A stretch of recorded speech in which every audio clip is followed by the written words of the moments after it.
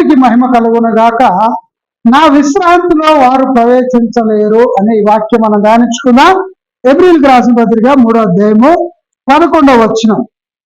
కనుక నేను కోపముతో ప్రమాణము చేసినట్లు వారు నా విశ్రాంతిలో ప్రవేశింపరని చెప్పి తిని. ఎందుకంటే దేవునికి వారు కోపం పుట్టించారు.